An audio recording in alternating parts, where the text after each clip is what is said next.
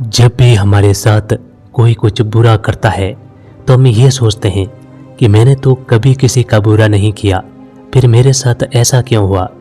दरअसल ऐसा होता है कि यदि कोई इंसान अच्छा बनकर रहता है तो लोग उसकी अच्छाई का फायदा उठाने की कोशिश करते हैं। अक्सर आपके साथ भी ऐसा हुआ होगा। आज हम बहुत कहानी के माध्यम से ये जानने की कोशिश करेंगे कि एक इंसान को किस तरह रहना चाहिए, ज़्यादा अच्छा बनकर या बुरा बनकर। क्योंकि यदि हम बुरा बनेंगे तो हमारे साथ भी बुरा होगा, और यदि अच्छा बनेंगे तो लोग हमारा फ़ायदा उठाएंगे। तो आखिर एक इंसान को किस तरह रहना चाहिए, आज की इस बहुत कहानी के अंदर आपको इस चीज़ का संपूर्ण ज्ञान मिल जाएगा। मैं आपसे गुजारिश करूंगा कि आप इस कहानी को पूरा जरूर सुने। एक समय की बात है, किसी गांव में एक भिखारी रहता और खाने की तलब में वो घने जंगल को पार करके किसी न किसी घर जाकर भिक्षा मांगता था। आज भी वो इसी तरह भिक्षा लेकर अपने घर की तरफ जा रहा था, लेकिन आज वो बहुत खुश था। उसे किसी ने फटे पुराने जूते दिए थे और उन जूतों को पहनकर वो बहुत ज़्यादा खुश हुआ। वह खुशी में गुनगुनाते हुए जंगल के रास्ते अपने घर की तरफ लौट रहा था। उसी जंगल में एक राजा भी बैठा था जो अपने हालात से बहुत दुखी था, और महल से भागकर वो वहाँ आराम कर रहा था। तभी राजा की नज़र उस भिखारी पर पड़ी। भिखारी को इतना खुश देखकर वो राजा सोचने को मजबूर हो गया कि इस इंसान के पास कुछ भी नहीं है। फटे पुराने कपड़े और पैरों में कटे फटे जूते होने के बावजूद ये इंसान कितना खुश है, और एक मैं हूँ जो रात दिन एक करके अपनी प्रजा और अपने परिवार वालों की सेवा करता हूँ, लेकिन इसके बावजूद भी लोग खुश नहीं होते और उन सबको मेरी राजगद्दी चाहिए, और इसके लिए वो मुझे मरवाने का षड्यंत्र रच रहे हैं। दरअसल हुआ ऐसा है, राजा ने एक दिन अपने महल में कुछ पहरेदारों को बात करते हुए सुन लिया था। वो आपस में बात कर रहे थे कि जैसे ही वो राजा मर जाएगा उनकी आंखों का कांटा साफ हो जाएगा। वही राजा की पत्नी बहुत पहले ही उसे छोड़कर जा चुकी थी। राजा को कोई पुत्र भी नहीं था, इस वजह से उसके पास अपना कोई उत्तराधिकारी नहीं था। जिस दिन से राजा ने अपने खिलाफ इस षड्यंत्र के बारे में सुना, तब से वो राजा बहुत ज़्यादा सावधान हो गया। इतना ही नहीं, एक दिन राजा के खाने में उसके छोटे भाई ने जहर मिलवा दिया, जिसके बारे में राजा को भनक भी नहीं थी। वो तो राजा जब खाना खाने बैठे तो अचानक एक बिल्ली ने आकर वो खाना खा लिया, और कुछ देर बाद वो बिल्ली मर जाती है। इस घटना के बाद राजा अपने खिलाफ हो रहे षड्यंत्रों को देखते हुए बेहद सतर्क हो गया था। उसने अपने भाई से कहा कि उसके भाई के मरने के बाद उसे राजा बनना पड़ेगा, इसलिए उसे राज्य की सारी जानकारी रखनी होगी।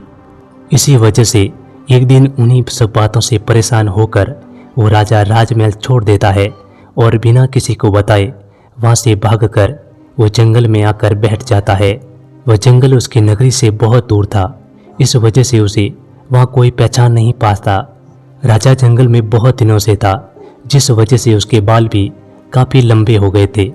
उस भिखारी को देखकर राजा ने सोचा कि हम दोनों ही इंसान हैं, बस फर्क है कि वह खुश है और मैं दुखी हूँ। राजा जल्दी जल्दी अपने महल से भागा था, इसीलिए उसने सुंदर मूर्तियों की एक माला और जरी के जूते, कीमती कपड़े और हाथों में सोने की अंगूठियां पहनी हुई थी। जब भिखारी ने राजा को देखा तो वह थोड़ा सा पीछे हट गया और सोचने लगा कि मैंने तो कटे फटे कपड़े पहने और जूते भी फटे हैं, भीख ना मिली तो मैं भूखा ही रह जाऊंगा। लेकिन इसके तो अलग ही ठाट बाट है। ये कितना खुशनसीब है कि इसके हीरे जवाहरात और सुंदर कपड़े और जूते पहने हुए हैं, लेकिन इसके बाद भी वह खुश नजर नहीं आ रहा। उसने सोचा, चलो इस शख्स से ही पूछ लेता हूँ कि यह खुश किस वजह से नहीं है। भिखारी राजा के पास पहुंचा और उसे राम राम बोला। राजा ने भी भिखारी को राम राम का जवाब दिया। भिखारी ने कहा, आप तो बहुत अमीर परिवार के लगते हो, शायद आप कहीं के राजा हो। राजा ने कहा, हाँ सही बोले आप, मैं सूरतगढ़ का राजा हूँ और अपना राज्य अपने भाई को देकर यहाँ आ गया हूँ।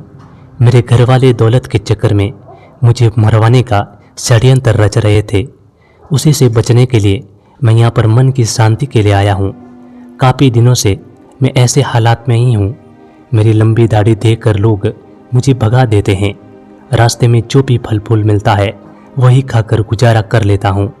आज मुझे बहुत तेज भूख लगी है, इसीलिए मैं इधर उधर खाने की तलाश में घूम रहा हूँ। तुम्हारे पास अगर कुछ खाने के लिए है तो कृपया मुझे थोड़ा खाने के लिए दे दो। भिखारी ने मुस्कुराते हुए राजा की तरफ देखा और कहा, अगर तुम मुझे ये सोने की अंगूठी दोगे तो मैं तुम्हें खाने के लिए दे दूंगा। राजा ये सुनकर बहुत खुश हुआ। उसने अपनी अंगूठी भिखारी को दे दी और बदले में उसे रोटी देकर वो भिखारी उस राजा से कहता है, तुम और मैं दोनों ही अकेले हैं, चलो हम दोनों साथ में चलते हैं। दोनों साथ में चलते चलते एक घने जंगल में पहुंचे। वहां पर आराम करने लगे। भिखारी ने राजा से कहा कि आप कितने भाग्यवान हैं, आपके पास इतनी धन दौलत है, लेकिन मेरे पास कुछ भी नहीं है। फटे जूते पहने हैं, आपकी अंगूठी से मेरी बहुत सी समस्याएं दूर हो जाएगी। फिर राजा ने कहा कि मैं भी तुम्हारी ही तरह सोच रहा हूँ। तुम्हें फटे जूतों की परवाह किए बगैर खुशी से अपने रास्ते की तरफ जाते देख मैंने सोचा तुम्हारे जैसा कोई खुश नसीब नहीं होगा। मेरे पास सब कुछ होते हुए भी मैं खुश नहीं हूँ। हम दोनों की हालत एक जैसी है। फिर बातों ही बातों में उस भिखारी ने राजा से उसके राज्य की सारी जानकारी पूछ ली और फैसला किया कि रात में जब राजा सो जाएगा तो वह उसके कपड़े और गहने लेकर वहां से भाग जाएगा। जब तक राजा सोया नहीं तब तक भिखारी उससे मीठी मीठी बातें करता रहा। रात को उसने राजा को खाने में बेहोशी की दवा मिलाकर दे दी, जिससे राजा गहरी नींद में सो गया। फिर भिखारी ने राजा के कपड़े व उसके सारे गहने पहने और वहां से भाग गया। राजा सोता ही रह गया, लेकिन रास्ते में उसे कुछ चोर दिख जाते हैं।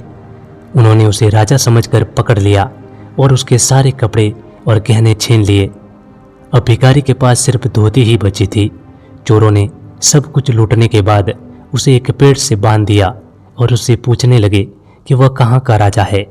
अगर नहीं बताएगा तो वह तुम्हें मार देंगे। भिखारी ने चोरों से कहा कि वह राजा नहीं है। मैंने अपनी लालच के चक्कर में एक राजा के सारे कपड़े और गहने चोरी कर लिए हैं। वह राजा अपने जीवन में बहुत दुखी है और जंगल में खाने के लिए भटक रहा है। चोरों ने उसे बोला कि वो झूठ बोल रहा है।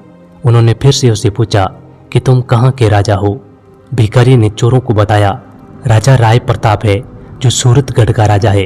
उसका भाई राय बहादुर उसके राज्य का मंत्री है। वह भी जंगल में आराम कर रहा है। लेकिन चोरों ने उसकी बात पर भरोसा नहीं किया। इधर जब राजा की नींद खुली तो वह भिखारी को बुलाता है। उसने अपने सामने देखा तो उसके पास सिर्फ एक पोटली थी जिसमें उस भिखारी का कुछ सामान पड़ा था। दूसरी तरफ वो चोर सूरतगढ़ के महल में पहुंच जाते हैं। वहां पहुंचकर वो राजा के भाई राय बहादुर से कहते हैं कि उसके पास उसका भाई है। अगर वो उस भाई को जिंदा देखना चाहते हैं तो उसके लिए उन्हें 3000 सोने के सिक्के देने होंगे। ये सुनकर राय बहादुर ने बोला, इसके लिए तुम्हें मेरे भाई को मुंह पर कपड़ा बांधकर राजमहल लाना होगा, तभी मैं उन्हें सोने के 3000 सिक्के दूंगा। चोर उस भिखारी के मुंह पर कपड़ा बांधकर उसे राजमहल लाते हैं और उसे राय बहादुर के हवाले कर देते हैं। राजा के कपड़ों में भिखारी को देखकर राय बहादुर को यह यकीन हुआ कि यह उसका भाई ही है। उसने सोचा कि अब वो उसे मारकर वहां का राजा बन जाएगा। लेकिन जब उसने भिखारी के मुंह से कपड़ा हटाया तो वह गुस्से से लाल हो गया। उसने चोरों से कहा कि मुझे तो पहले से भी पता था कि तुम लोग दौलत के चक्कर में मुझसे झूठ बोल रहे हो। यह आदमी मेरा भाई नहीं है। अब मैं तुम्हें 2 महीने का समय देता हूँ, मेरे भाई को पकड़ कर लाओ। अगर नहीं लाए तुम सबको गोली मरवा देंगे और अगर यहाँ से भागने की कोशिश की तो जिंदा दफन करवा दूंगा। ये सुनकर सभी चोर बहुत डर जाते हैं और मौका मिलते ही वहां से भाग जाते हैं। रास्ते में उन्होंने भिखारी से कहा कि तुम सही थे, अब हमें ये बताओ कि वह असली राजा कहाँ पर है, फिर तुम भी फिरौती के धंधे में हिस्सा ले सकोगे। भिखारी ने बताया कि उसने राजा को उसी जंगल में छोड़ा था, लेकिन बहुत ढूंढने के बाद भी वह राजा नहीं मिला। वहीं नींद से जागने के बाद राजा को भिखारी की सारी हरकत समझ आ जाती है तो उसे बहुत दुख होता है। उसने सोचा कि अब उसे कहीं जाकर अपने खाने के लिए इंतजाम करना होगा, वरना वो भूख से ही मर जाएगा। कई दिनों तक राजा भूखा प्यासा ही चलता रहा और रूखा सूखा जो मिलता वह खा लेता। चलते चलते राजा को 1 हफ्ता हो जाता है। उसे याद आया कि उसके पास एक पोटली है जो भिखारी उसी के पास भूल गया था। वो उस पोटली को खोलता है तो उसमें से उसे सन्यासियों के कपड़े मिलते हैं। राजा ने सन्यासियों वाले कपड़े पहन लिए। वह जंगल से निकलकर एक छोटे से गांव के पास पहुंचा। वहां एक नदी के किनारे पहुंचकर वो वहां पर सो जाता है। 2 दिनों तक राजा वहीं पर सोता रहता है। वहीं आसपास के लोगों को लगा कि ये कोई साधु बाबा है जो अपनी समाधि में ध्यान कर रहे हैं। लोगों ने सो रहे राजा के पास चावल चढ़ा दिए, जो कुछ लोगों ने धूप जला दी। जब तीसरे दिन राजा की नींद खुली तो उसे अपने आसपास बहुत सारे फल का चढ़ावा मिला। यह देखकर वो राजा बहुत खुश हो जाता है। राजा ने मन में सोचा कि सन्यासियों का जीवन अच्छा है, बिना मेहनत किए भोजन मिल जाता है। अब उसे वहां से कहीं और जाने की आवश्यकता नहीं होगी। राजा ने वहीं पर एक कुटिया बना ली और उसी में रहने लगा। गांव के लोग उसकी पूजा करते और चढ़ावे में खाने के लिए फल और अन्य चीजें देकर जाने लगे। एक दिन गांव के सभी लोग मिलकर राजा के पास आते हैं और उसे कहने लगे कि बाबा, हमारे गांव में बहुत सालों से बारिश नहीं हुई, आप कोई उपाय करें। यह सुनकर राजा परेशान हो गया कि अब वो क्या करेंगे। वो अपनी सच्चाई भी नहीं बता सकता।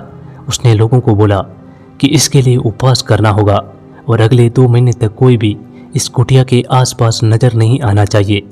गांव वाले उसकी बात मान लेते हैं। लोग दूर से ही कुटिया के बाहर चढ़ावा चढ़ाकर चले जाते थे। राजा सोचने लगा कि उसका जीवन हर तरह से मुश्किलों से भरा है। उसे दूसरों का अच्छा जीवन देखकर जलन नहीं करनी चाहिए थी। साधु बनकर वो बैठे बैठे खा रहा है, लेकिन उसका जीवन एक कैदी की तरह हो गया है। उसे एक ही जगह पर बैठे रहना होता है। कहाँ मैं हर रोज बढ़िया बढ़िया भोजन खाता था और कहाँ ये सिर्फ फल खाकर जिंदा हूँ। राजा नास्तिक था, इसलिए साधु के वेश में उसे भगवान का भजन करने का ढोंग करना पड़ता था। उसने सोचा 2 महीने पूरे होते ही वह वहाँ से चला जाएगा। धीरे धीरे समय बीतता जा रहा था।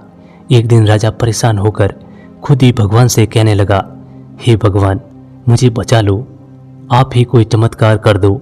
इसके बाद राजा ने भगवान से अपनी सारी गलतियों की माफ़ी मांगी। राजा ने भगवान के सामने हाथ जोड़ते हुए कहा कि मुझे समझ आ गया कि अपनी मुसीबतों से कभी घबराए नहीं और भागना नहीं चाहिए, बल्कि उनका डटकर सामना करना चाहिए था। हे भगवान, मेरी राज रख लो, इस गांव में बारिश करवा दो। वहीं गांव के लोग रोजाना कुटिया के बाहर आते और भजन कीर्तन करते और दूसरी चढ़ावा चढ़ाकर अपने घर लौट जाते। इसी तरह 2 महीने पूरे होने वाले थे। तभी एक दिन गांव के लोग दौड़े दौड़े राजा के पास आते हैं और कहते हैं कि बाबा, आप तो महान हो, उनके गांव में बारिश हो जाती है। राजा कहने लगा, अब मुझे इजाज़त दे दो, यहाँ से जाना चाहता हूँ। लेकिन लोगों ने उन्हें रोक दिया। लोगों ने कहा कि वह एक आदमी भेजेंगे जो उनकी सेवा क्या करेंगे। राजा ने भी सोचा, चलो ठीक है, आगे जो होगा वह देखा जाएगा। और वो राजा वहीं पर रहने लग जाता है। कुछ समय बाद भिखारी और चोर भी राजा को ढूंढते ढूंढते उसी गांव में पहुंच गए। उन्होंने वहां के लोगों से उस चमत्कारी बाबा के बारे में सुना जो लोगों की समस्याओं को दूर करने के उपाय बताता। जब वे लोग उस बाबा से मिलने पहुंचे तो राजा और भिखारी एक दूसरे को पहचान जाते हैं, लेकिन वह चोरों को उनका पता नहीं चलने देते। फिर बाबा के वेश में राजा ने उनसे पूछा कि तुम लोग कहाँ से आए हो।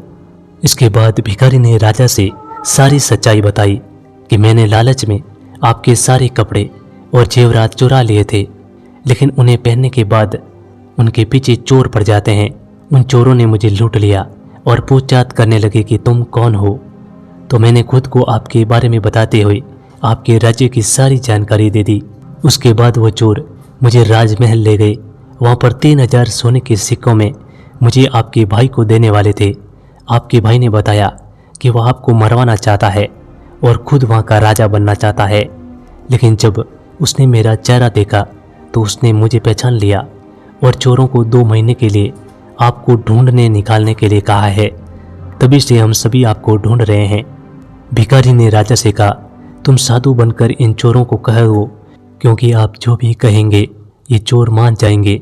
इसके बाद राजा साधु के वेश में चोरों के सामने गया और भिखारी से सुनी सारी समस्याएं चोरों को बताने लगा।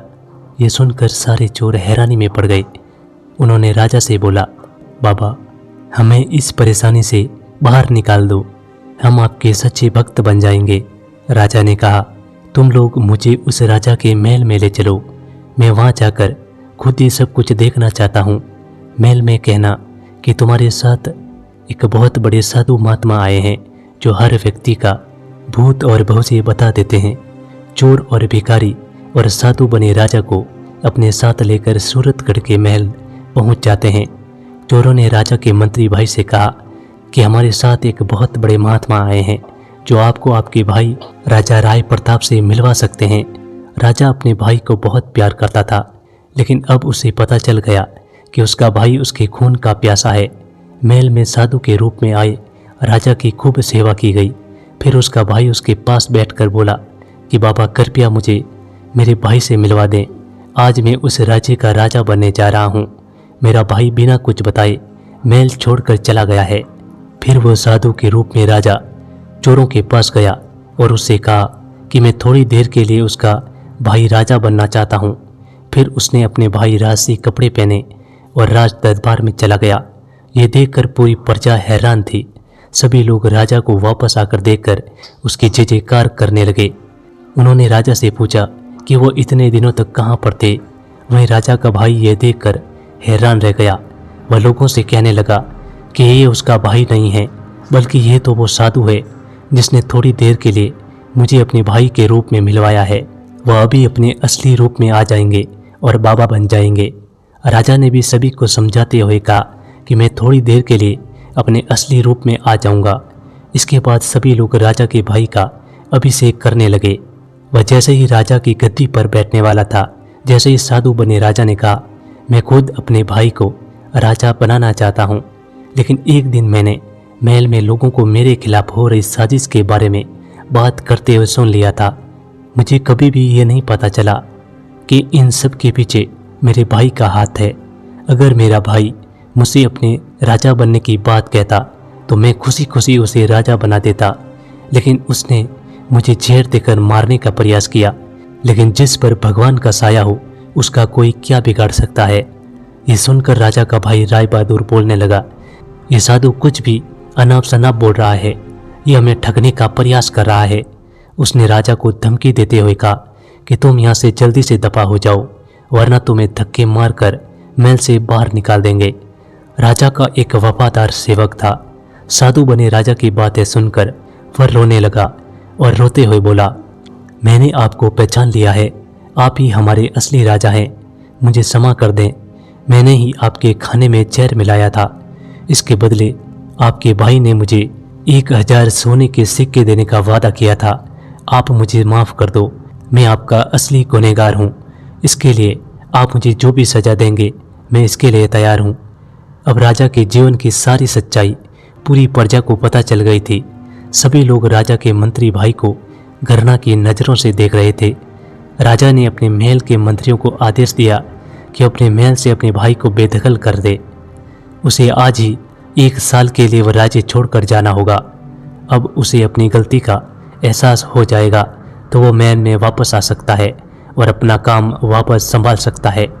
एक बार फिर राजा राय प्रताप अपने राज्य की राजगद्दी मिल जाती है और वह फिर से अपनी प्रजा की सेवा करने लगता है। राजा ने भिखारी को अपने महल का मंत्री बना दिया और चोरों को महल के मालिक का काम दिया। 1 साल बाद बीतने के बाद उसका भाई वापस आ गया। उसे अपनी गलती का एहसास हो गया था। महल वापस आकर उसने अपने भाई से माफ़ी मांगी और अपने पूरे कर्तव्य के साथ अपना काम करने का वचन दिया। राजा फिर उसी महल में उसका स्थान वापस दे दिया। राजा और रंग की कहानी हमें ये शिक्षा देती है कि कभी लोभ के कारण दूसरों का बुरा नहीं करना चाहिए। हमेशा सत्य का मार्ग अपनाइए और पूरी निष्ठा से जीवन के प्रति जिम्मेदारियों को अपनाना चाहिए। दोस्तों, हमें जीवन में ना तो बुरा बनना और ना ही ज़्यादा अच्छा बनना चाहिए। अच्छा भी बनकर रहें, लेकिन आज की तारीख में कलयुग में हमें कला के साथ जीना होगा। इसीलिए हमारे पास जीने की कला भी होनी चाहिए, क्योंकि कलयुग में कला के बिना कुछ नहीं होता। हर इंसान के अंदर कुछ कला होती ही है और हमें भी जीवन जीने के साथ कला भी सीखनी चाहिए। क्योंकि राजा के साथ बहुत विपदा हुई, क्योंकि वो बहुत ज़्यादा अच्छा बन गया था। अच्छा बनना अच्छी बात है, लेकिन हद से ज़्यादा और आंख मूंद कर अच्छा बनना ये बुरी बात है। उम्मीद करूँगा आपको ये कहानी पसंद आई होगी। यदि ये कहानी आपको पसंद आई हो तो हमारे चैनल को सब्सक्राइब जरूर करें। मिलते हैं अगली कहानी में, तब तक के लिए अपना ख्याल रखें।